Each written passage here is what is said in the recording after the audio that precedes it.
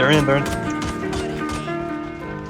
I think I'm in love, but I've been feeling otherwise. These flutters in my stomach he just aren't ran butterflies, but cutting knives and not the butter kind. And if you listen close when she begins to speak, you'll hear a couple hundred sighs in the collective shut of eyes. Letters linger on her lips like lullabies. I think I've drowned a couple times inside her opal-colored eyes. She can do something as simple as sit down with the grace of Olympic dives. A perfect 10 photo shutter finish on her cocoa butter dyes.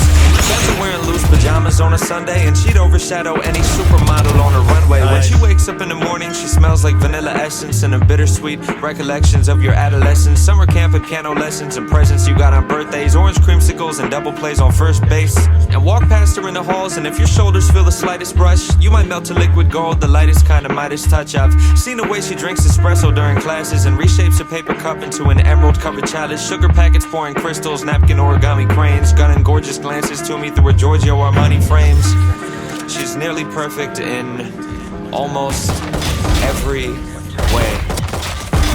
But she's got shit taste in movies. Ask her for her favorite titles, and she always likes to say she's down to go see anything by Shyamalan or Michael Bay. And also she's a psycho in the kitchen, it's a travesty. What kind of fucking monster cooks their pasta in a microwave? And she does this thing where she corrects your grammar if it's wrong, and clicks her tongue and winks and shoots a playful finger gun as if she's won some sort of contest. Empress victor of a conquest, Mrs. Armchair Shrink, let me fix you with a comment. Princess kick you when you're down, worship her to a godhead.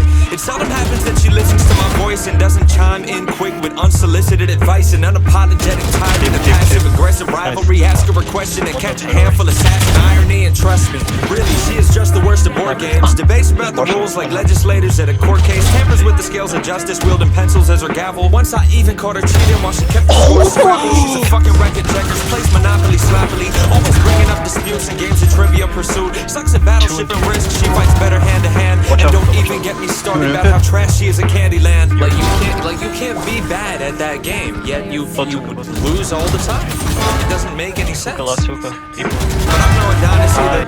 Fashion sense abysmal. I've got 2 Nirvana t-shirts that I wear to formal outings, and I've never owned a cardigan. Catch me buying cargo pants at Target from the bargain bin. Drink milk straight out the carton. Use my hands to scoop out margarine. Breakfast table etiquette makes up our morning arguments. And I'm not a glass half full kind of guy. Shipwrecked flags half mast tall kind of guy. I never was an optimist, too good at compromise. The problem is my ego's far too fragile to apologize. But she always calls me out and takes me down a couple pegs too.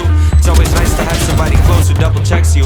And honestly, we wouldn't be ourselves if we were different. Yeah, she's clumsy and I'm stupid. Those are things that we can live with. Being perfect's unrealistic. Either way, I like our flaws. The way I crack my knuckles off and the obnoxious way she yawns. The way I stutter when I flirt cause I'm not very good with courtship. The way she's gotta pee the first 10 minutes of a road trip. How when she cuts her pancakes it's in slices, not in squares. The way my daily coffee intake is a crisis, I'm aware. The way I talk in crowded theaters. The way she parks in parallel. The way she goes through